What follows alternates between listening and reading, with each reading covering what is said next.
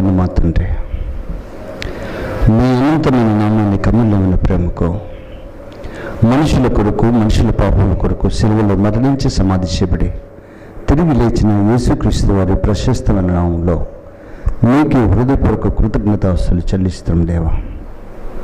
నా తండ్రి,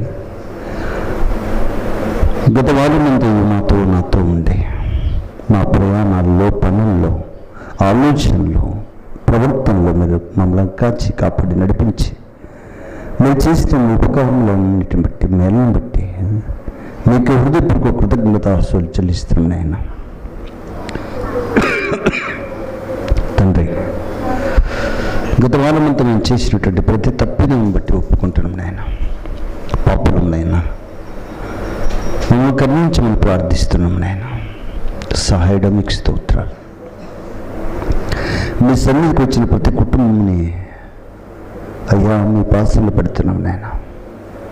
వారి కుటుంబంలో ఎలాంటి కొరతలు, ఎరుకులు, ఇబ్బందులు, మానసిక వేదనతో ఇబ్బంది పడుతున్నారు, వాటన్నిటికీ సమస్యలకు పరిష్కారం చూపే దేవుడని విశ్వసిస్తూ నేను మీ పిల్లలకి అలాంటి విశ్వాసాన్ని, నమ్మకాన్ని, ధైర్యాన్ని పుట్టించండి నాయన. ప్రతి సమస్యకు పరిష్కారం దేవుడు చూపిస్తున్న ధైర్యం మీ పిల్లలు నింపండి. పరిశుద్ధాత్మ చేత అభిషేకించండి. పరిశుద్ధాత్మను మాకు ఇవ్వండి నాయన. కరుణ అందించే ఆత్మ, విజ్ఞాపన చేయు ఆత్మ మాకు ఇవ్వండి దేవా. మీ సన్నిధిలో నాన్న మరి కన్నులతో మీ పాదాలు కడిగే కృపనివ్వండి. మా సమస్యలంతలో, శ్రమంలో తొడుగు ఉండండి నాయన. తండ్రి, మా కుటుంబ పరిస్థితులు చక్కబెట్టండి. ప్రతి శ్రమలో, సమస్యలు మాకు మార్గం చూపించండి. నెమ్మదిని సమాధానాన్ని ఇవ్వండి అయ్యా. నివాసమైన నన్ను బలపరచండి. పరిశుద్ధాత్మ చేత అభిషేకించండి. మీ పిల్లలకి ఏం చెప్పాలనైనా నన్ను మెరుగు చేయండి. నా మాటలు, నా ఆలోచన, నా ఉద్దేశాలు కొట్టివేసి మీ ఆలోచనలే, మీ మాటలే మాకు అనుగ్రహించమని రానుంటున్న పిల్లల్ని సకాలంలో నడిపించండి ఆయన. నిర్లక్ష్యంగా, లెక్కలేనితనంగా, బయలులేనితనంగా మీ పిల్లలు ఉన్నారు. వారి క్రమము లేనితనాన్ని దయతో మన్నించమని వేడుకుంటూ, ప్రాధాయపడుతూ క్రీస్తునామమును బట్టి ప్రార్థనకు సమర్పించాడు వేడుకొని పొందింటున్నాం తండ్రి. ఆమేన్. దేవుని స్తోత్రం. ఆమేన్. క్రీస్తు మీకు అందరికీ వందనములు, శుభములు తెలియజేస్తున్నాను. క్రైస్తవుని యొక్క జీవితంలో జయ జీవితం అనేది చాలా ఇంపార్టెంట్.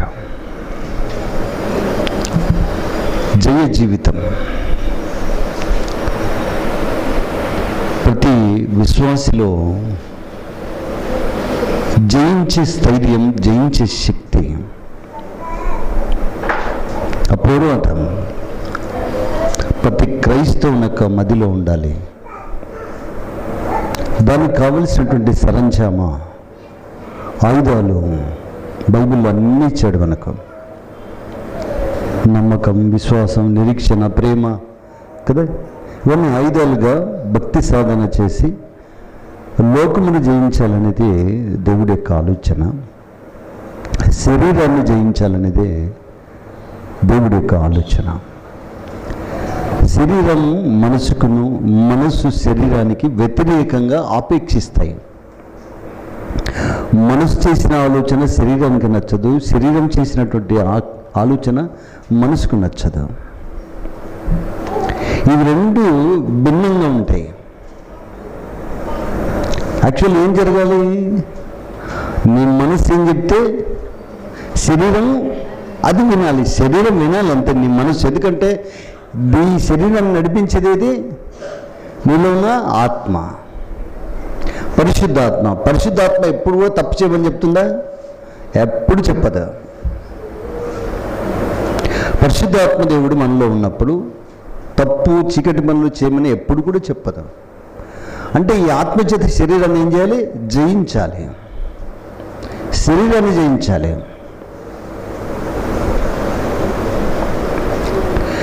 జయించడం వల్ల లాభం ఏంటి? జయించడం వలన లాభం ఏంటి? జయించువానికి పరదేశంలో ఉన్న జీవవృక్ష ఫలములను నేను భుజింపనెత్తును. జయించువానికి మరుగై ఉన్న మన్నాను భుజింపనెత్తును. జయించువానికి నా దేవుని ఆలయంలో ఒక స్తంభంగా చేసేదను. జయించువానికి నేను ఒక కొత్త పేరు పెట్టేదను. జయించువానికి నాతో కూడా నా తండ్రి సింహాసనం మీద కూర్చోబెట్టేదను. ఇంకా జయించువానికి ఒక కొత్త పేరు పెడతాను, అది పొందిన వానికే తప్ప మరి ఎవరికి తెలియదు అంటాడు. జయించువానికి జనుల మీద అధికారాన్ని ఇస్తుంటాడు. ఇదంతా ఎక్కడ జరుగుతుంది? పరలోకంలో జరిగేటువంటి పరిస్థితి. పరలోకానికి వెళ్ళాలనేది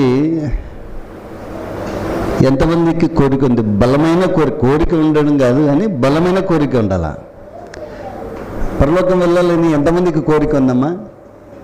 బలమైన కోరిక.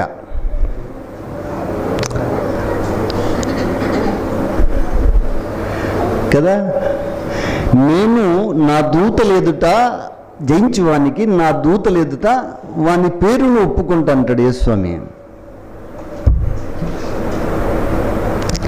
బాబు T9లో పని ఉంది బాబు అంటే ఏం చేయిస్తున్నాం మనం?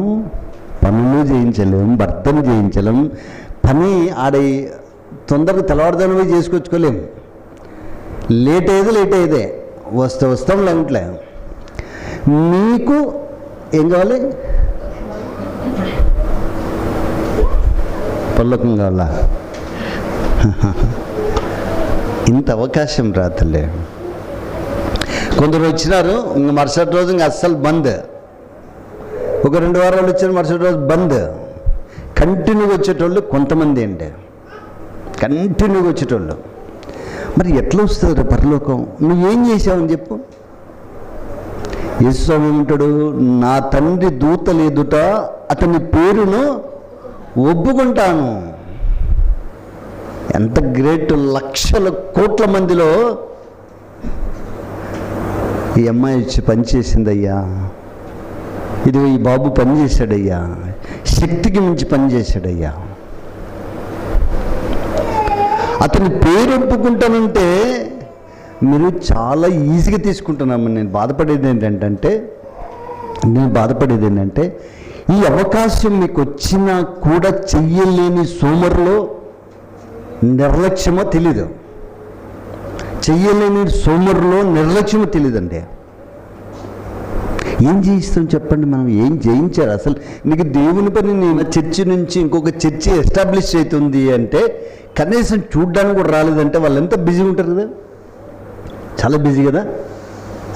ఏమైతే ఏం కడుతుంటారు, మనకేం. సార్దది చర్చి నాదని చెప్పినానా? ఈ చర్చి అది నాదని చెప్పినానా? తప్పుడు ఆలోచనలు వద్దమ్మా, తప్పుడు ఆలోచన చేయొద్దండి. నేను కట్టుకొని నేనేమన్నా దీన్ని పైకే తీసుకుపోతాను, అట్లాగే నేనేమైనా తీసుకుని పోతా అట్లాగే. అదే తప్పుడు ఆలోచనలు అనుకోండి. నిర్లక్ష్యం విడిచిపెట్టండి. మీ సన్నిధికి దేవుని పని, మీ ఇంటి ముందరికి దేవుని పని వచ్చిందంటే జయించాలి అంటున్నాడు దేవుడు. దీన్ని జయించాలి, శరీరాన్ని జయించాలి. ఇంటికి శరీరానికి ఉన్నటువంటి అవసరాలు ఏంటి? అక్కడ ఒక పూట తిండి మానేసుకోకపోతే, ఒక పూట పని మానేసుకోలేకపోతే నీకు పరలోకం కావాలా? ఒక పూట పని మానేసుకోలేవా? ఒక పూట కాలేజీ ఎగ్గొట్టలేవా? ఒక పూట భర్త కాళ్ళు పట్టుకొని నేను పోతానయ్యా అని అడుక్కోలేవా?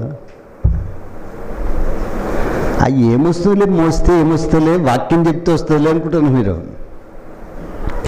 నాకంటే మీరే ధన్యులు అమ్మా.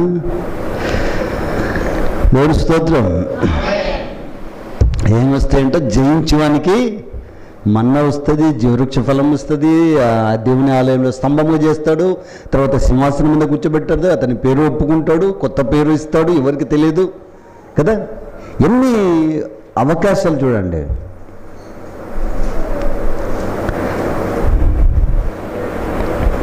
మనకి దాని మీద కాన్సెప్ట్ లేదు.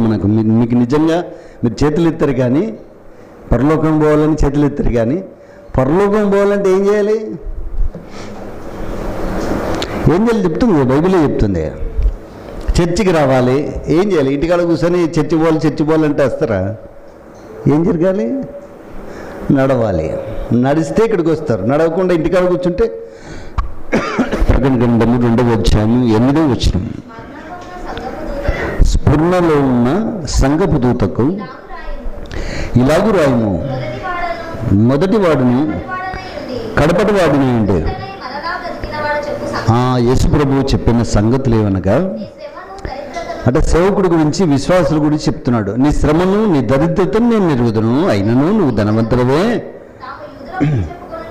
తాము యూదులమని చెప్పుకొనుచు, యూదులు కాక సాతాను సమాజం వారి వలన నీకు కలుగు దూషణ నేను నెరుగుదును. నువ్వు పొందబో శ్రమలకు భయపడొద్దు. ఇదిగో మీరు శోధింపబడినట్లు అపవాది మీలో కొందరిని చెరలో వేయింపబోడుచున్నాడు. 10 దినములు శ్రమ కలుగునంటే కొంతకాలం శ్రమలు వస్తాయి, తర్వాత మరణం వరకు. అంటే కింద ఫుట్ నోట్లో చూడండి ఏమని రాబడింది, కొంత ప్రాణం మీదకి వచ్చినా కూడా ఏం చేయాలి? నమ్మకం పోగొట్టకూడదు. అమ్మా బాగా వినాలి.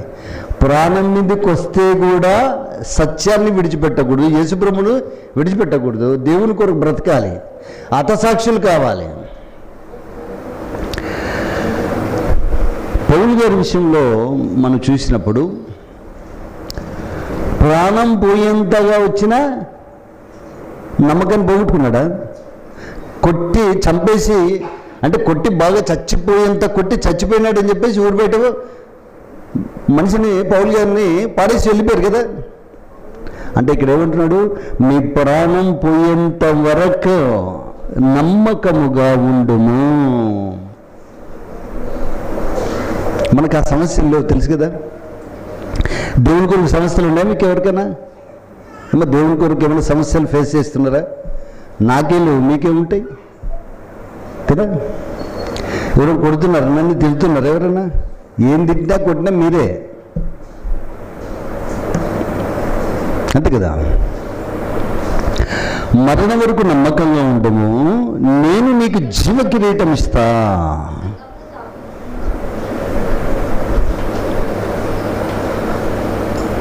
మరణం వరకు అంటే చచ్చిపోయేంత వరకు, ప్రాణం మీదకి వచ్చేంత వరకు. ప్రాణం మీదకి వచ్చినా కూడా నమ్మకం అనేది పోగొట్టుకోకూడదు. మీరు ఎవరెవరి దగ్గర నమ్మకం ఉండాలో తెలుసా మీకు? ఎవరి దగ్గర నమ్మకం పెట్టుకోవాలి మీరు? ఎవరి దగ్గర నమ్మకం పెట్టుకోవాలి? పిల్లలు తల్లిదండ్రుల దగ్గర కదా, సంఘం సేవకుడి దగ్గర, తర్వాత దేవుడి దగ్గర నమ్మకం పెట్టుకోవాలి. నా దగ్గరనే మీకు మీ మీద నమ్మకం లేదనుకో, దేవుని దగ్గర ఉంటుంది నమ్మకం. ఫస్ట్ మీరు ఇప్పుడు నా దగ్గరనే తేలిపోతారు కదా, ఎవరెవరు ఏంటి, ఎవరెవరు ఎలా ఉన్నారు, ఎవరెవరు విశ్వాసం ఏంటి, భక్తి ఏంటి, వారి యాటిట్యూడ్ ఏంటి, వాళ్ళ ఉద్దేశాలు ఏమి, వారి జీవన విధానం ఏంటి, వాళ్ళ భక్తి జీవితం ఏంటి, అన్నీ తెలుసు కదా నాకు మీ గురించి. కనుక ప్రాణం పోయేంత వరకు, మరణం వరకు నమ్మకంగా ఉండండి. అప్పుడు ఏమిస్తాడు యేసుప్రభు? జీవ కిరీటం ఇస్తాడు. జీవ కిరీటం అంటే ఏదో ఒకటి తగిలిస్తాడు అనుకోవద్దండి మీరు. చాలా సింపుల్గా ఈజీగా తీసుకోవద్దండి. ఎప్పుడు కూడా నిత్యం జీవించేవాడిగా నేను చేస్తాడు దేవుడు. నిత్యం, యుగ యుగాలు, దానికి అంతం లేదు. కోట్ల సంవత్సరాలు నువ్వు బ్రతుకుతావు. చావేలేని లోకం. ఇక్కడ చావున్న లోకం. నాకు చాలాసార్లు అనిపిస్తుంది ఏంటంటే, ఈరోజు కనిపించిన తర్వాత మళ్ళీ రేపు కనపడకుండానే వెళ్తున్నాడంటే మనిషి. కళ్ళెదురుగా ఇంత సత్యం తెలుస్తున్నా, ఇంత విషయం మనం తెలుసుకుంటున్నా, దేవుని కొరకు బ్రతకాలి, నమ్మకం ఉండాలి, పని చేయాలి, పని చేసి దేవుడిని లోకానికి వెళ్ళాలనే కాన్సెప్ట్ అయితే ఉంది, కానీ దానికి అనుగుణంగా మీరు పని చేయట్లేదు. అక్కడ టీవీ9లో వచ్చే సంఘం కర్తని కాదండి. ఇక్కడ మీరు పరిచర్య అంటే ఒకరినొకరు పురుకొల్పుకోవాలి, ఒకరి భారంలో ఒకరు వేసుకోవాలి కదా. ఒకరి సమస్యల పట్ల ఒకరు ప్రార్థన చేసుకోవాలి, ఒకరికొకరు ప్రార్థన చేసుకోవాలి. సంఘానికి అనేకులను నడిపించాలి, నశించిపోతున్న ఆత్మలను నడిపించాలి. ఇవన్నీ కూడా దేవుని పనిలో భాగమే కదండి. టీవీ సంఘం కట్టడం అనేది ఒక ఎత్తు, రైట్. ముఖ్యంగా చేయాల్సింది ఏంటి? ఒకరి భారంలో ఒకరు భరించాలా, ఒకరికొరకు ఒకరు ప్రార్థన చేసుకోవాలి. సంఘ ఐక్యత కొరకు, సంఘ ఆరోగ్యం కొరకు మీరు అందరూ కూడా ప్రార్థన చేయాలి. ఇవన్నీ జయ జీవితంలో భాగమే అండి, జయ జీవితంలో భాగం. శరీరాన్ని జయించాలి, లోకముడు జయించాలంటాడు ఎవరు? యేసుప్రభుల వారు. నేను నీకు జీవకిరీటం ఇచ్చుదును, సంగములతో ఆత్మ చెప్పు మాట చెవి గలవాడు వినుగాక. చెవులు ఉన్నాయా మీకు? చెవులు, ఈ చెవులు కాదు, హృదయానికి చెవులు ఉంటాయి. చెవి గలవాడు వినుగాక. జయించువాడు రెండవ మరణం వల్ల ఏ హాని చెందడు. రెండవ మరణం మనకి తెలుసు కదమ్మా. రెండవ మరణం అంటే,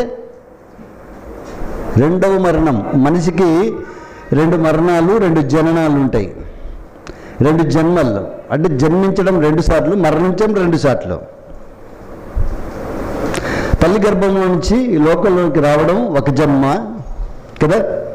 రెండవ జన్మ బాప్టిజం ద్వారా పాత జీవితాన్ని సమాధి చేసి కొత్త జన్మ, కొత్త జీవితం. మొదటి మరణం వింటున్నారా? మొదటి మరణం ఏంటి? శారీరకంగా చచ్చిపోవడం, శారీరకంగా చచ్చిపోవడం. రెండవ మరణం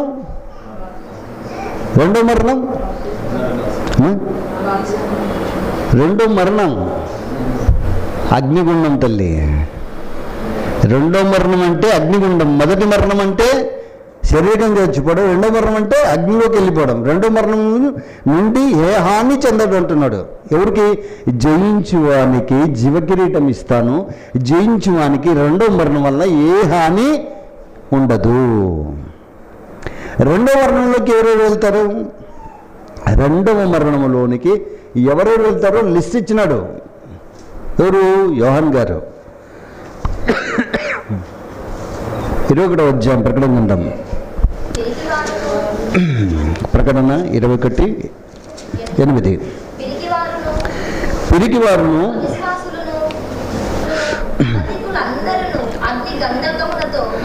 మండు గుండముల పాలు పొందుతుంది. ఇది అది పాయింట్. రెండవ మరణం అంటే ఏంటి? ఎవరెవరు లిస్ట్ ఇచ్చినట్లు ఆ లిస్ట్లో మీ పేరేమన్నా కొంచెం కనుక్కోండి, చూద్దాం. మళ్ళీ చదువుతా అమ్మ, వినండి. రెండో మరణం అంటే అగ్నిగుండంలోకి పోయేవారు లిస్ట్ ఇచ్చాడు భూమి మీదనే. మీరు నేను బతుకున్నప్పుడే ఏం చేశాడు దేవుడు? లిస్ట్ ఇచ్చాడు. ఆ లిస్టులో చెకప్ చేసుకున్నారా బాబు ఒకసారి. ఎవరెవరంట? పిరిగి వాళ్ళు అంటే దేవుని పని కొరకు బతకనే వాళ్ళు, భయపడేటోళ్ళు, త్యాగం చేయలేను. త్యాగాలు చేయాలండి దేవుని కొరకు. అంటే త్యాగాలు చేస్తేనే దేవు పని జరుగుతుంది. త్యాగాలు చేయకుండా ఉంటే అది ఏమీ రాదు మనకు. పిరికి వాళ్ళు అవిశ్వాసులు అంటే దేవుని మీద నమ్మకం ఉండదు. వస్తుందో రాదో, అవుతుందో లేదో, కాదో అవుతుందో. వీళ్ళందరూ ఎవరు జాబితాలోకి వెళ్తారు? అవిశ్వాసుల జాబితాలోకి వస్తారు కదండి. అవిశ్వాసులను మరి వీరు అవిశ్వాసాలుగా ఉన్నారా, విశ్వాసాలుగా ఉన్నారా? అమ్మా, విశ్వాసులుగా ఉన్న వాళ్ళు మీరు చేతులు ఎత్తండి. అవిశ్వాసులు ఉన్న వాళ్ళు, అవిశ్వాసులు కరెక్ట్ ఒప్పుకుంటున్నాను. మరి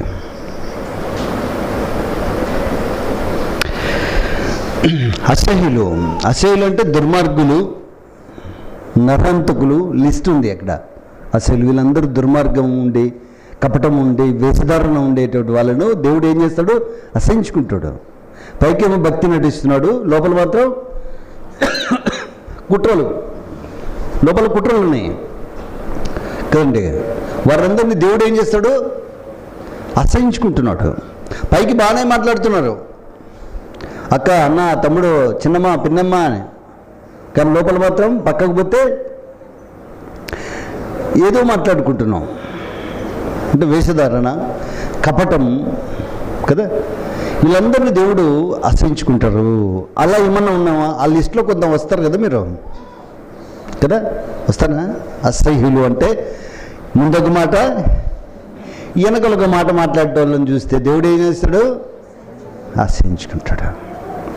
ఆ లిస్టులో కొంచెం ఉంటే మీరు మీ పేరుని ఏం చేయాలా? ప్రభువా, మా పేరు దుడిపే ప్రభువా, నేను మా జీవితం మా జీవన విధానం మార్చుకుంటాం ప్రభువా, ఒకసారి నన్ను దర్శించిన ఆయన, పరిశుద్ధాత్మను నాతో ఉంచండి అయ్యా. నరహంతకులు ఎవరు?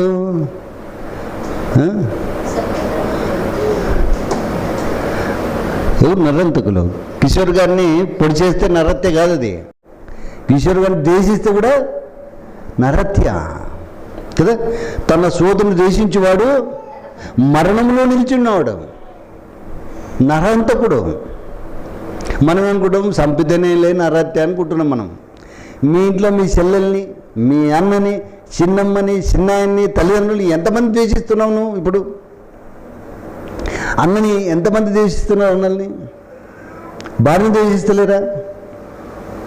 ద్వేషించే ప్రతి వాడు ఎక్కడున్నాడు? మరణములో నిల్చున్నాడు. వాడు నరహత్య చేసిన వానితో సమానం. ఈ లిస్టులో అందరు వస్తారు కదమ్మా, వస్తారు రా, అందరి లిస్టులో వస్తారు. మరి ఈ లిస్ట్ చెప్తుంటే మీకేం భయం లేదా? భయం లేదా? ఎవరికి భయం లేదమ్మా.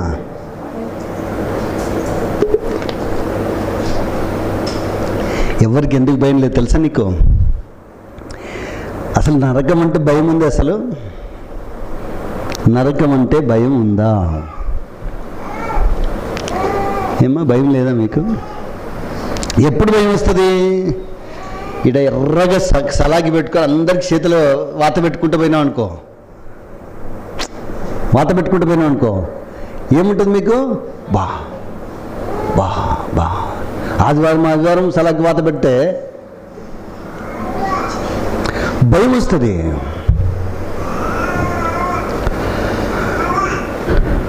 వ్యభిచారులను, మాంత్రికులను, విగ్రహారాధికులను, అబద్ధికులందరూ వీళ్ళు లిస్ట్ ఇచ్చారు. వ్యభిచారం,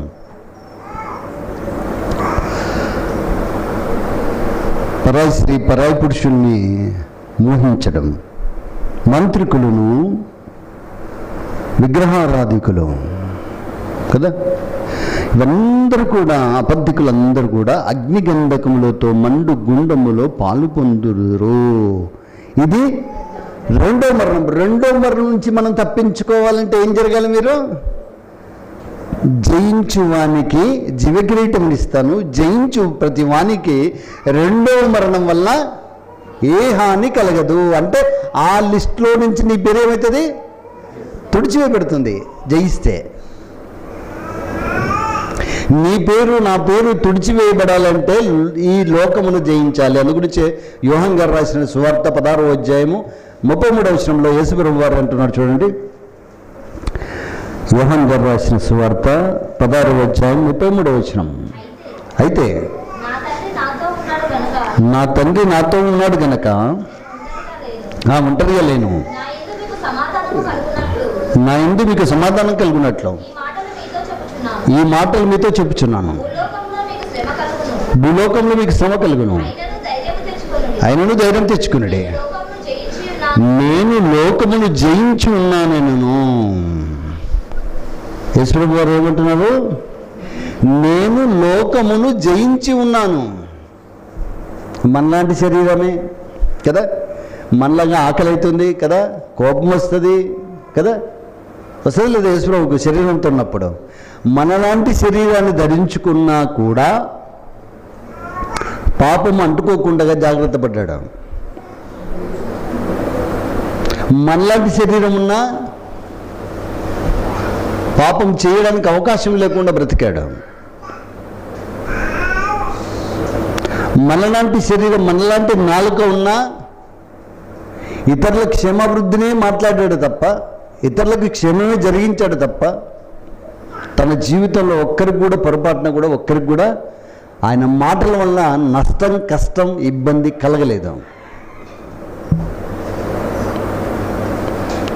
ఈరోజు నీ జీవితంలో యేసుప్రభు లాంటి శరీరం పొందుకున్నటువంటి నీవు నీ మాటల వలన కష్టం, నష్టం ఏమైనా కలిగిస్తున్నామో ఒకసారి ఆలోచించుకో.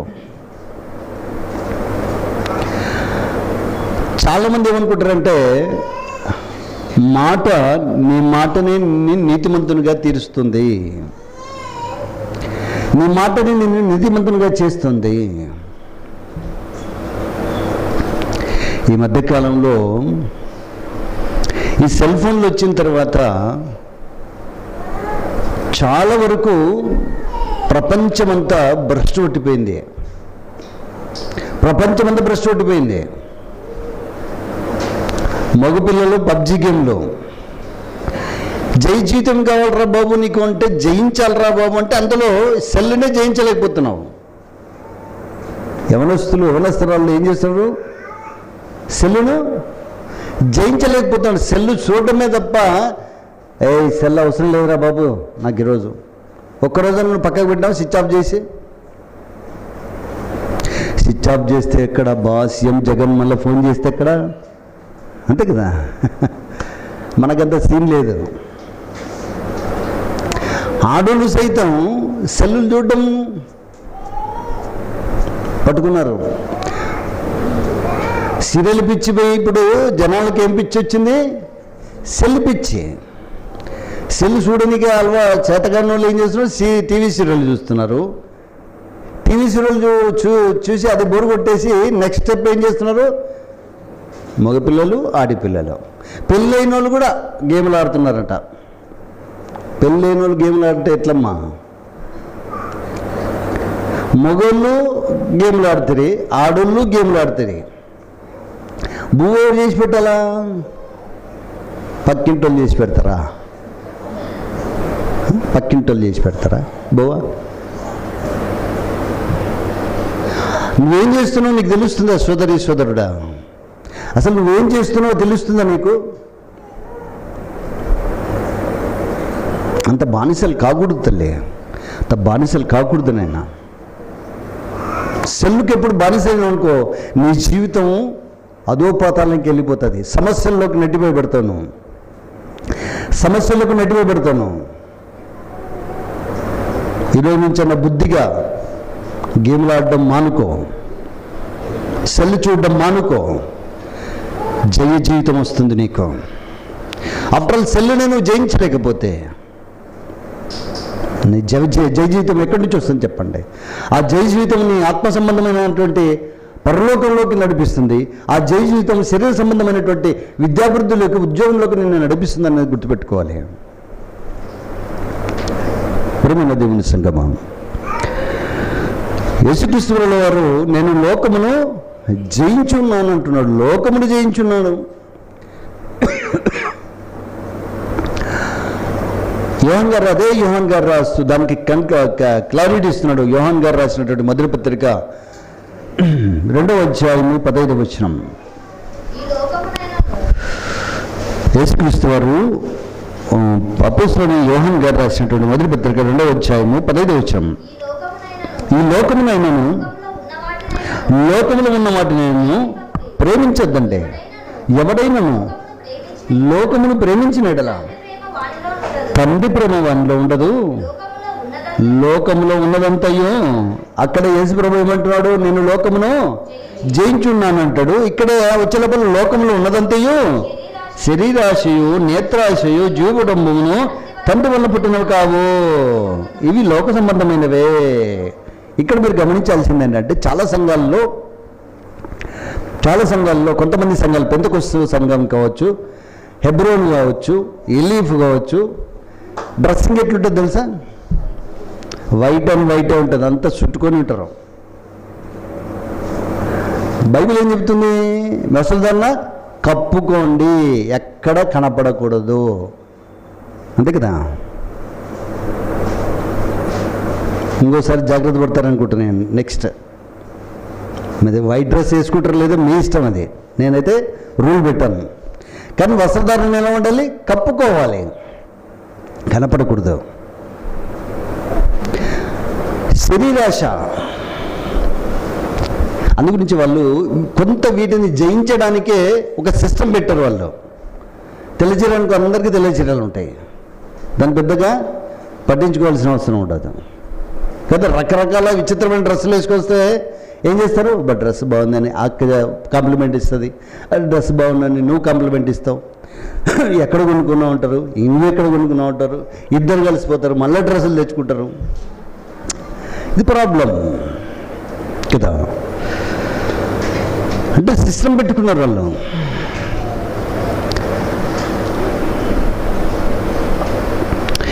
శరీరాశ, నేత్రాశ. శరీరాశకి ఏముంటాయి, శరీరానికి ఏముంటాయి చెప్పండి, కొంచెం మీరు చెప్పండి, నాకు తెలియదు. శరీరానికి ఆశ ఏముంటుంది చెప్పమ్మా? బట్టలు వేసుకోవాలా,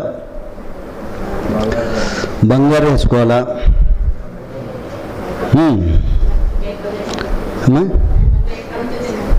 మేకప్ కిట్లు, ఇంకా పర్ఫ్యూమ్స్, మంచి ఫుడ్ తినాలి. ఇది అస్సలు ఐటమ్ ఇప్పుడు. ఏంటంటే ప్రపంచం అంతా ఫుడ్ మీద పోతుంది కదా. ఎక్కడన్నా పో, ఏడంగడైనా పెట్టండి, ఏడ బజ్జీలు కానీ, ఏడ వడలు కానీ, ఏడ నూడిల్స్ కానీ, ఏడ ఏం కనిపించినా లోపలికి పంపించడమే. పెద్ద పరిశ్రమ అయిపోయింది. ఫుడ్ ఇండస్ట్రీ అంటున్నారు దాన్ని. కావలసినటువంటి ఫుడ్ ఏం తింటావుగా, ఒక్కొక్కరికి ఒక పిచ్చ కోరికలు ఉంటాయి కదా. నాకు ఒక పిచ్చి కోరిక ఏం తెలుసా, పప్పుచారన్నం, బుడల పచ్చడి. మీ ఇంటికి వచ్చినా కూడా అదే చేయండి. నాకు మటన్లు చికెన్లు అంటే పెద్దగా ఇంట్రెస్ట్లే. నూరాల మళ్ళా నాకు భలే ఇష్టం ఉండేది. బుడల చట్నీ నూడడం, పప్పుచారన్నం వేడి వేడి తిరగబాటు పెట్టిస్తే ఆ పరలోకానికి దగ్గరికి పోతాను నేను. అంత ఇష్టం నాకు. శరీరాశ తినాలి కదా. ఇంకా ఇంకా చెప్పండి. రాత్రి పనుకుంటప్పుడు ఎట్లా శాప మీద పనుకోవాలని ఉంటుందా, మంచి మేత బరిపేసుకోవాలని ఉంటుందా? డబ్బులు అప్పు సప్పు కానీ వాళ్ళ ఇంట్లో పక్కన డబల్ కార్డ్ తెచ్చినారా, మనం కనీసం దీని మీద ఏదో వేసుకోవాలా, మెత్తగా పడుకోవాలా. శరీరాశ. శరీరాశలో ఏమేమి పుట్టుకొచ్చినాయి చెప్పండి? శరీరాశలో ఏమేమి పుట్టుకొస్తాయి? ఫ్యాన్ పుట్టుకొచ్చిందా, ఏసీ పుట్టుకొచ్చిందా, కూలర్ పుట్టుకొచ్చిందా కదా, కూల్ డ్రింక్స్ పుట్టుకొచ్చినాయా కదా. ఎన్ని వస్తున్నాయి చూడు. శరీరాశ వల్ల ఇవన్నీ పుట్టాయి. ఇంకా కార్లు, బైకులు. దీనికోసం భర్త అవసరం లేదు, భార్య అవసరం లేదు, పిల్లలు అవసరం లేదు. నాకు ఎంజాయ్. ఆలోచించాలమ్మా. శరీరాశలో పడి నువ్వేం చేస్తున్నావో ఒకసారి ఆలోచించాలి. నువ్వు ఎలాంటి స్థితిలో ఉన్నావో నీకు నువ్వు ఒకసారి పరీక్షించుకోవాలి, విమర్శించుకోవాల్సిన అవసరం ఉంది. దేవుని స్తోత్రం, దేవుని స్తోత్రం కదా. శరీరాశలో ఎన్ని పుట్టుకొచ్చాయి చూడండి. ఇంకేం చెప్పండి, ఇంకేమైనా కొత్తవి ఏమన్నా శరీరాశలు, ఇంకేమైనా కొత్తవి?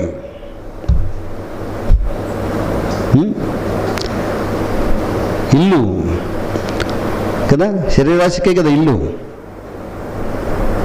వాడు మేడలు ఎత్తున్నాడు మా వెంకటేశంగా, కడుతూనే ఉన్నాడు. టీజీ వెంకటేష్ కట్టినట్టే కడుతున్నాడు వాడు. పోతూనే ఉంటాడు. టీజీ వెంకటేష్ ఎందుకు కడుతున్నాడు తెలుసా? అప్పులు ఎగ్గొట్టడానికి, అప్పులు కట్టకుండా ఉండడానికి ఎప్పుడు కట్టకం కడుతూనే ఉంటాడు ఆయన. బ్యాంకు లోన్లకు ఈఎంఐలు కట్టాడు ఆయన. ఈయన పని చూపిస్తామంట, పని జరుగుతుంది మీకు ఏడాది నుంచి కడతామంటాడు.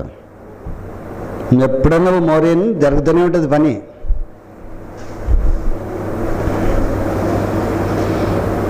నెక్స్ట్ శరీరాశ పోయింది. మరి ఈ శరీరాశలో ఎంతమంది చంపుకుంటున్నారు? శరీరాశ. ప్రభువా, ఈరోజు నేను టిఫిన్ చాలా 50 రూపాయలు టిఫిన్ చేయాలనుకున్నాను, కానీ 50 రూపాయలు టిఫిన్ కాకుండా ఈరోజు కొంచెం నాకు సంతోషం ఎక్కువైంది, 70 రూపాయలు టిఫిన్ చేయాలనుకున్న ప్రభా అని అనుకో. ఎవరన్నా ఒక ప్లేట్ తిన్నప్పుడు 2 ప్లేట్లు తిన్న ప్రభువా అనుకున్నాను. వద్దు ప్రభువా, ఆ ప్లేట్ నీ టిఫిన్ అంతా తీసుకొచ్చి పక్కకు పెట్టి ఆ డబ్బులు తెచ్చి ఏం చేయాలి? నువ్వు కానుక పెట్టలే వేయి ప్రభువా. రెట్టింపు ఆశీర్వాదం వస్తుంది. త్యాగం చేయాలి, శరీరాశను చంపుకోవాలి. ఒకరికైతే వారంలో ఎప్పుడు కూడా నీసు లేకుండా ఉండాలంట. వారంలో నీసు ఎప్పుడు కంటిన్యూ ఉండాలంట. నీసు అంటే ముక్కబడింది ముద్ద దిగదంట. వారం అంతనా? నువ్వేమిరా నాయన, రాక్షసునివా మంచివే? అంటే అది ముక్కలేని ముద్ద దిగదా? కొందరు అట్లా సెటప్ అయిపోయి ఉంటారు. తిని తిని తిని తిని లాస్ట్కి ఏమైపోతారు, ఊది రోగాలు వస్తాయి, హాస్పిటల్లోకి పోతారు. తినొచ్చు కానీ దాని దగ్గర కష్టపడాలి కదా. శరీరానికి వ్యాయామం ఉండాలి, శ్రమ ఉండాలి. శరీరానికి శ్రమ ఉండాలి. రైట్. శరీరాశ, నేత్రాశ. నేత్రాశ చెప్పండి. నేత్రాశలకు ఏమొస్తాయి? నేత్రాశకి ఏమొస్తాయి చెప్పండి.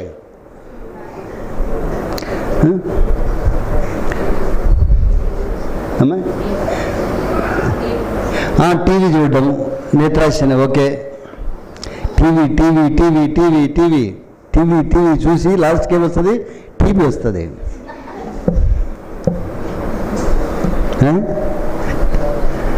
ఏం చూస్తారు టీవీలో? ఎంతసేపు చూస్తారు? కొందరికి టీవీ పిచ్చి, నేత్రాశ. ఇంకా సినిమాలు ఫస్ట్ టికెట్ పోవాలా, ఫస్ట్ మ్యాట్నే పోవాలా. సినిమాలు పిచ్చి. కొందరికి ఊర్లు తిరిగి పిచ్చి, జర్నీ ఊర్లు తిరిగి పిచ్చి. కొందరు గేర్లు తిరిగి పిచ్చి, కొందరు బయట తిరిగి పిచ్చి, చూసుకుంటూ తిరగాలని. ఇంకా ఇంకా నేత్రాశకి ఏమొస్తాయి?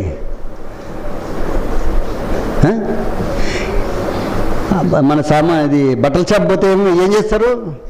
110 చీరలు తీసేసి ఉంటారు, కానీ ఒక్క చీర మాత్రం, అది కూడా నచ్చి నచ్చక, వానికి మెంటల్ వేసామ్మా, నువ్వు కొనుక్కున్న బాధలేదు తల్లి, నువ్వు వెళ్ళిపోమ్మా అని లేపు పంపిస్తాడు. చాలామంది చూస్తుంటా నేను, చూస్తూనే ఉంటారు. ఎందుకు? ఇది చావదు, నేత్రాశ తీరదు. ఇంకేమైనా వాడు తీస్తూనే ఉంటాడు. బాక్సులు దర్దకలేక వాడు ఇన్ని కుప్ప పెట్టింటాడు పాపం కదా. కారణం నేత్రాశ. మంచి బట్టలు కట్టుకోవాలి.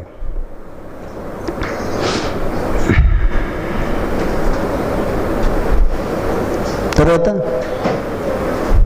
జీవపుడంబం. జీవపుడంబం అంటే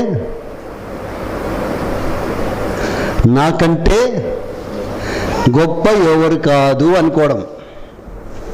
నేను చూడు, నా ఇల్లు చూడు, నా బైక్ చూడు, నేను నా పర్సనాలిటీ చూడు. జీవపుడంబం చెప్పుకోవడం. డబ్బాలు కొట్టుకోవడం అంటారు కదా, డబ్బా కొట్టుకోవడం.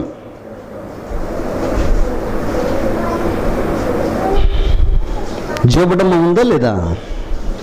జీవపుడంబం ఉందా? జీవపుడంబం మీకు లేదా? అమ్మ వింటున్నారా? దేవుని స్తోత్రం, దేవుని స్తోత్రం. నిద్రపోతున్నారా? చిన్నపిల్లలకు జీవపుడంబం ఉంది తెలుసా? చిన్నపిల్లలకు నీ జీవపుడంబం మీకు లేదని అంటే ఎట్లా ఒప్పుకుంటాం మనం? ఉంటుంది కదా పిల్లలకు. రే మా నాయన పోలీస్ రా అంటాడు వాడు, ఇన్ని మాట్లాడుకుంటా. వీడి పోలీస్ అయినట్టు ఫీల్ అవుతాడు కదా. అంటే మనకి జీవడం ఉందా లేదా? ఉంది. మా నాయనకు బైక్ ఉందిరా, ఇంతలా బైక్, పెద్ద బైక్ ఉందంటాడు వాడు. ఎందుకు? మన చిన్నప్పటి నుండి జీవడంలో పెంచావును. తగ్గింపుదనం లేదు, లోబడితత్వం లేదు. క్రైస్తవుడు అంటేనే ఏముండాలి? దీనత్వం, తగ్గింపు ఉండాలి, లోబడి మనసు ఉండాలి.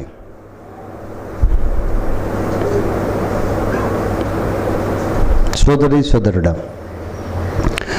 లోకమును నేను జయించున్నాను, శరీరాశ మంచి బట్టలు కట్టుకోవాలని ఆశలు యేసుప్రభుల వారికి కదా. ఆ రోజుల్లో అది ఏమంటారు, పట్ట.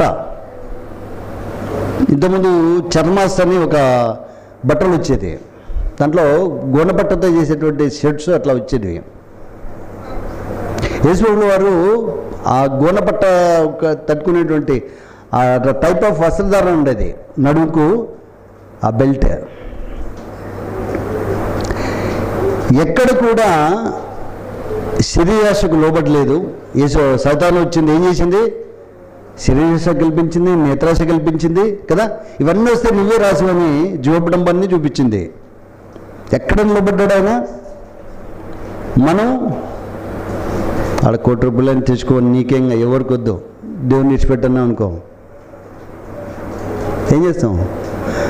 సార్లు దేవుడా సమస్యలను పోతాయి, యేసు ప్రభు కాకుండా మళ్ళీ చూసుకుందాంలే ఇంకా ఇప్పుడు, అంతేనా? యేసు ప్రభు కథ చూసుకుందాం, నా సమస్యలు తీరుతాయి కదా, ఇంటి పైన ఇంకో ఇల్లు పెట్టుకోవచ్చు, అంతేనా?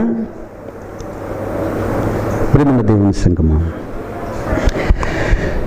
లోకమునైనను లోకములో ఉన్న వాటినైనను ప్రేమించొద్దు అంటున్నాడు. లోకంలో ఏమున్నాయి? లోకంలో ఉన్న వాటిని నేను ప్రేమించకండి. ఎవడైనా లోకంలో ప్రేమించినట్లా తండ్రి ప్రేమ వానిలో ఉండదు. మన దగ్గర డబ్బులు, కార్లు, బంగ్లాలు ఉన్నాయంటే వాడిని ప్రేమిస్తడం కాదు. వాడిని ప్రేమిస్తున్నావు అంటే తండ్రి ప్రేమ నీలో ఉండదు. బీదవాడిని, ఏమి లేని వాడిని ప్రేమించాలి. యేసుప్రభు ప్రేమ ఎలా ఉంది? సావుకారుని ప్రేమించాడు, జక్కేని కదా, పేద విధురాలను ప్రేమించాడు, అందరినీ ప్రేమించాడు. ఆయన పాపులను ప్రేమించాడు, నీతిమంతులను ప్రేమించాడు. సోదరి సోదరుడా, నీ ప్రేమ ఎలా ఉంది ఆలోచించాలి. రైట్. ఇకపోతే ఈ జయ జీవితానికి సంబంధించి ఎలా జయిస్తాం, మన లోకాన్ని ఎలా జయిస్తాం? శరీరాశ, నేత్రాశ, జీవకుటుంబము కదా, ఇవన్నీ ఎలా జయించాలి? ఏదైనా ఉండాలి కదా జయించాలంటే. ఏ ఉండాలమ్మా మీకు జయించాలంటే? చూడండి, యోహాను గారు రాసినటువంటి మొదటి పత్రిక, అదే యోహాను గారు రాసిన మొదటి పత్రిక 5వ అధ్యాయము 4వ వచనం. యోహాను గారు రాసిన మొదటి పత్రిక 5వ అధ్యాయం 4వ వచనం. దేవుని మూలంగా పుట్టిన వారందరూ లోకమును జయించెదరు, లోకమును జయించిన విజయము, గట్టి చెప్పాలి, అందరు చెప్పాలి, లోకమును. మా వినారా? పలకాలి మీరు. లోకమును జయించిన విజయము మన విశ్వాసమే. అంటే ఈ లోకాన్ని ఎలా జయిస్తావు? విశ్వాసం ద్వారా జయిస్తాం తల్లే. విశ్వాసం నిన్ను శరీరాశకు లోబరనీయదు, నేత్రాశలోకి నడిపించదు, జీవకుటుంబంలోకి నడిపించదు. విశ్వాసం అనేది అంటే నీలో విశ్వాసం అనేది ఉంటే ఏం చేయలేదు? నిన్ను శరీరాశకు లోబరచదు, నేత్రాశకు లోబరచదు, జీవకుటుంబానికి నడిపించదు. విశ్వాసం ఎన్ని శ్రమలకైనా, ఎన్ని ఇబ్బందులకైనా దేవుని కొరకు నేను నిలబడాలనేటువంటి నిరీక్షణ, దేవుడిచ్చే ఆశీర్వాదం కోసం కనిపెట్టుకునేటువంటి తత్వాన్ని నిలపుట్టిస్తుంది, నడిపిస్తుంది విశ్వాసం. నేను భక్తిహీనతలోకి నడిపించదు విశ్వాసం. లోకాన్ని జయించే శక్తి దేనికి ఉందట అమ్మ? దేనికి ఉందమ్మా? ఇప్పుడు మీరు విశ్వాసులా కాదా? ఇప్పుడు మళ్ళీ పరీక్ష, మళ్ళీ ఎక్కడికి తిరిగి సార్ మా దగ్గరికి వస్తాను, మళ్ళీ మీ దగ్గర రాకుంటే నేనెవరు తిరుగుందు? అంతే కదమ్మా. లోకమును జయించే విజయము మన విశ్వాసమే. ఆ విశ్వాసం, లోకం జయించే విశ్వాసం మీ దగ్గర ఉందా లేదా అని దేవుడు ప్రశ్నిస్తున్నాడు. ఉందా? జయించే విశ్వాసం ఉందా?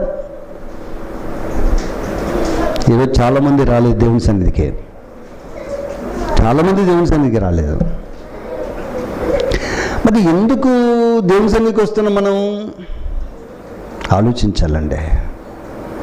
దేవుని సన్నిధికి నువ్వు వస్తున్నావంటే దేవుడు జ్ఞాపకాలలో ఉండడానికి. నాన్న నీ దగ్గరికి వచ్చానయ్యా, ఈరోజు నన్ను జ్ఞాపం చేసుకొని, నా కుటుంబాన్ని జ్ఞాపం చేసుకునైనా, నా పిల్లలు, నా భర్త జ్ఞాపం చేసుకునైనా, నీ సన్నిధిలో గోజాడుతున్నాను అయినా, దయ చూపించండి. నా కుటుంబానికి సమాధానం, నా కుటుంబంలో ఉన్న ప్రతి సమస్యకు పరిష్కారం చూపించండి అయ్యా, మార్గం చూపించండి అయ్యా. దేవుని సన్నిధిలో నువ్వు అడుక్కోవడానికి వస్తున్నావు.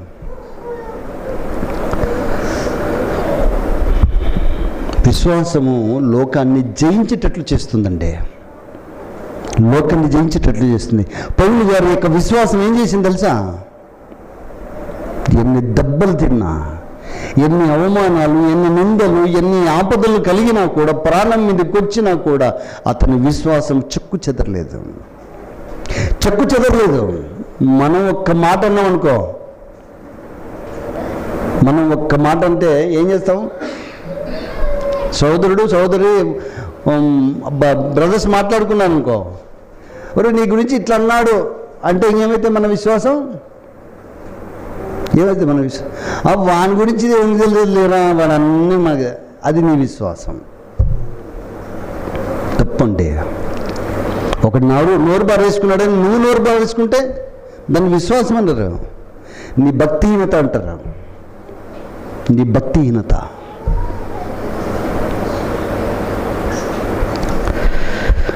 రైట్.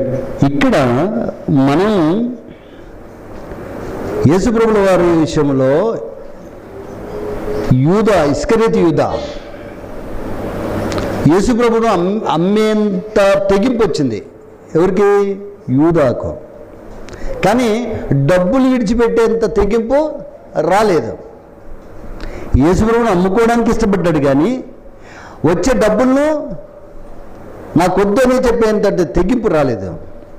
సోదరుడా, నీ నా జీవితంలో యేసుప్రభు కొరకు నువ్వు ఎంత కష్టమైనా నిలబడాలని అనుకుంటే నీకున్నటువంటి లోకాశ, శరీరాశ, నేత్రాశ జీవడం వల్ల అన్నీ కూడా ఏం చేయాలి? విడిచిపెట్టుకోవాలి, చంపేసుకోవాలి. మా ఇంట్లో ఈరోజు సమస్యలు ఉన్నాయి, మా పిల్లగాడికి జ్వరం వచ్చింది, నాకు జ్వరం వచ్చింది, నా కోడలు ఇంకా లేచలేదు, నా కొడుకు ఇంకా రాలేదు. సాకులు. మనం బతికినంతకాలం సాకులు చెప్తాం లేదు దేవుని దగ్గర? బతికినంతకాలం చెప్తాం. పౌలయ్య, స్టెఫను, యోహాను, యాకోబు, ఆంద్రేయ వీళ్ళందరూ సాకులు చెప్పలేదండి. అనేకులకు ఆశీర్వాదకరంగా మారారు. నీ జీవితం ఇతరులకు ఆశీర్వాదకరంగా ఉందో లేదో ఒకసారి చెక్ చేసుకోండి. నిద్రపోతండి అమ్మా. నీ జీవితం ఆశీర్వాదకరంగా ఉందా ఇతరులకు? నీ కుటుంబానికి ఆశీర్వాదకరంగా ఉందో లేదో చూసుకోండి. చివరి ఒక మాట చెప్పి ముగిస్తాను. జయ జీవితానికి ఒక వ్యక్తిని చూపించి మీకు చెప్పి ముగిస్తాను నేను. బైబిల్లో ప్రేమ ఖైదీ ఎవరు? ఎవరున్నారు అమ్మా? చిరంజీవి కాదు. ప్రేమ ఖైదీ దట్ ఈస్ మిస్టర్ యాకోబు. యాకోబు గారు ఇంటి దగ్గర నుంచి పద్దన్నరాముకు పోయి అక్కడ లాబాను మామ దగ్గర కొలువు చేస్తాడు.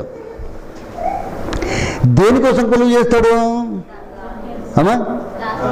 రాహేలు కోసం కొలువు చేస్తాడు. ఎన్ని సంవత్సరాలు? 7 సంవత్సరాలు లాబాను మామ దగ్గర కొలువు చేస్తాడు. ఎవరు? రాహేలు కోసం. ఆ 7 సంవత్సరాలు రాహేల్ అనుకుంటా కొలువు చేసినాడు. నెక్స్ట్ ఏం జరిగింది? పెద్దదాన్ని ఇవ్వకుండా ఈ చిన్నదాన్ని చేస్తే మాకు మర్యాద పోతుందా కుటుంబంలో అని చెప్పేసి మరసంగా మామ ఏం చేసినాడు? పెద్దామని పంపించాడు కదా. అంటే ఇక్కడ మీరు గమనించాల్సింది ఏంటంటే జయ జీవితంలో మొదటిసారి మోసపోయాడు కదా, లేయం చేసుకున్నాడు. మళ్ళీ 7 సంవత్సరాలు పనిచేశాడు. 7 14 అంతేనా? ఇంకా 6 సంవత్సరాలు పనిచేశాడు. ఆదికాండము 31వ అధ్యాయము. ఆదికాండం 31వ అధ్యాయం చూడు, ముగిస్తానమ్మా. 38వ వచనం. 31:38. ఎవరంట? 20 ఏళ్ళు నేను నీ యొద్ద ఉంటిని, నీ గొర్రెలైన మేకలైనా ఈచుకొని పోలేదు, నీ మంద పొట్టేళ్ళను నేను తినలేదు, దుష్టముఖుల చేత చీల్చబడిన దాన్ని నీ యొద్దకు లేక ఆ నష్టం నేనే పెట్టుకుంటుని, పగటి యందు దొంగిలింపబడిన దానినేమి, రాత్రి యందు దొంగిలింపబడిన దానినేమి నా యొద్ద పుచ్చుకుంటుని, నేను ఇలాగుంటుని. పగటి ఎండకు రాత్రి మంచుకు నేను క్షీణించిపోతుని, నిద్ర నా కన్నులకు దూరమాయను. ఇదివరకు నీ ఇంటిలో 20 ఏళ్ళు ఉంటుంది, నీ 2 కుమార్తెల నిమిత్తం 14 ఏళ్ళు, నేను మందల నిమిత్తం 6 ఏళ్ళు నీకు కొలువు చేసేదని, అయినా నేను నా జీతం 10 మార్లు మార్చితివి. అంటే రాహేలును పెళ్లి చేయాలనుకున్నప్పుడు లేయని పంపించినప్పుడు మోసపోయినాడా కదా? తర్వాత మళ్ళా రాహేలును పెళ్లి చేసుకున్నాడు. మళ్ళా గొర్రెల బందల కోసం మళ్ళా 6 ఏళ్ళు పనిచేశాడు. 10 సార్లు మోసం చేసినట్టు జీతం. నీకు 10,000 జీతం ఇస్తామా అల్లుడు, మంచిది. నేను ఎప్పుడు చెప్పినారా? 5,000 కదా చెప్పినది నీకు, 5,000 కదా చెప్పినది. కుదరదు, నీ ఇష్టం పని చేయలేకుండా ఏమి. ఎందుకంటే ఇక్కడ రాహేలమ్మ ఉంది, లేయా ఉంది. ఇంటికి పోతే వాళ్ళన్న చంపేస్తాడు. అలా 14-20 సంవత్సరాలు పనిచేసినప్పుడు యేసుప్రభు యాకోబుతో ఉన్నాడా లేదా? రాహేలుని ఇష్టపడినప్పుడు యేసుప్రభు రాహేలుని ఇష్టపడినప్పుడు యాకోబు యేసుప్రభు ఉన్నాడా లేదా? రాహేలును మోసం చేసి లేయను పంపించినప్పుడు యేసుప్రభు ఉన్నాడా లేదా? రాహేలును పెళ్లి చేసుకున్న తర్వాత 6 సంవత్సరాలు ఆయన కొరకు, ఆ ఇంటి కొరకు కష్టపడినప్పుడు యేసుప్రభు ఉన్నాడా లేదా? ఉన్నాడు, తనతో, మనతోనే ఉన్నాడు. 10 సార్లు మోసం చేసినటువంటి మామ అప్పుడు కూడా యేసుప్రభు యాకోబుతో ఉన్నాడు. కానీ ఏం చేయలేదు అతను? యాకోబు యేసుప్రభు కాళ్ళను పట్టుకోలేదు, ఏడవలేదు. జయ జీవితానికి కావాల్సింది ఏంటి తెలుసా? దేవుని మీద ఆధారపడితేనేంటే, ప్రతి విషయంలో దేవుని మీద ఆధారపడాలి. నెక్స్ట్ ఇది అంతా అయిపోయిన తర్వాత ఏం చేశాడు? బేతేలుకు వచ్చాడు కదా. బేతేలుకు వచ్చిన తర్వాత అప్పుడు ప్రార్థన చేశాడు. ప్రార్థన చేసిన తర్వాత ఏం జరిగింది? తన జీవితం ఆశీర్వాదకరంగా మారిపోయింది ప్రార్థనతోనే. నన్ను దీవించేంత వరకు నేను నిన్ను ఇడిచాను ప్రభువా, నన్ను దీవించేంత వరకు నిన్ను విడవను ప్రభువా, నీ కాళ్ళు విడవను ప్రభు అని చెప్పేసి ఆయన కాళ్ళు విడిచిపెట్టకుండా దేవుని యొక్క ఆశీర్వాదం పొందుకున్నాడు. అంతవరకు ఏం చేయలేదు, ఇతనికి ఆ టైం లేదు. ఏంటి చూడండి, పగటి ఎండకు రాత్రి మంచుకు నేను క్షీణించిపోతానే అంటే యేసుప్రభు ఉన్నాడు లేదా? ప్రభు నా పరిస్థితి ఏంది ప్రభువా, నేనేమో తప్పు చేసి వచ్చాను ఇక్కడికి. అప్పుడు యేసుప్రభును వేడుకున్నాడా? లేదు. కాబట్టి ఈరోజు మీ జీవితంలో సమస్యలు వస్తున్నప్పుడు వెంటనే ఏం చేయాలి? దేవుని పాదాల దగ్గర పడిపోవాలండి. ఆయన కన్నీళ్లతో ఆయన పాదాలని మనం తడపగలిగితే నీ కుటుంబంలో సమాధానము, నీ కుటుంబంలో నెమ్మదిని దేవుడు పంపిస్తాడు పరలోకం నుండి. నీ కుటుంబంలో ఉండే ప్రతి అనారోగ్య పరిస్థితి, ప్రతి ఆర్థిక సంబంధమైన పరిస్థితుల్లో మొత్తం దేవుడు సెట్ చేస్తాడు. ఎందుకు? దేవుని యొక్క పాదాల మీద పడితే, యేసుప్రభు పాదాలను ఆశ్రయించగలిగితే. యాకోబు 20 సంవత్సరాలు దేవుని గురించి ఆలోచించలేకపోయాడు. ఆలోచన రాలేదు, అంత టైం లేదు అతనికి. ఎప్పుడైతే విడిచిపెట్టి వచ్చాడో పద్దనరామును, బేతేలు దగ్గరికి వచ్చినప్పుడు తలగడగా రాయి పెట్టుకొని ఆకాశం నుండి దూతలు ఎక్కడం దిగడం చూసి ఇది పరలోకపు గవినే అని చెప్పేసి ఆ తర్వాత ప్రార్థన చేసుకోవడం, అతను ఆశీర్వాదం పొందుకోవడం అనేది మనం చూస్తాం. సోదరి సోదరుడా, లోకములు జయించు వారిని ఏం చేస్తాడు అంటున్నాడు? పరలోకంలో ఉన్నాడు. జీవవృక్ష ఫలమును భుజింపనిత్తును, మరణాన్ని భుజింపనిత్తును, నా తండ్రి సింహాసనం మీద కూర్చుండనిత్తును, దేవుని ఆలయంలో ఒక స్తంభము చేస్తానంటాడు, దేవుడు ఒక కొత్త పేరు పెడతానంటాడు, ఆయన దూతలేదున నా యొక్క ఆ దూతలేదు అతని పేరును ఒప్పుకుందని అంటాడు, జనుల మీద అధికారం ఇస్తానంటున్నాడు. ఇవన్నీ కావాలంటే ఏం చేయాలి? మనం లోకమును జయించాలి. శరీరాశ, నేత్రాశ, జీవబుడమ్మను జయించాలి. జయిస్తారా? చేతులెత్తండి చూద్దాం, మరి జయిస్తారో లేదో. వాటి 2 చేతులు ఎత్తే సంతోషం. దేవుని స్తోత్రం.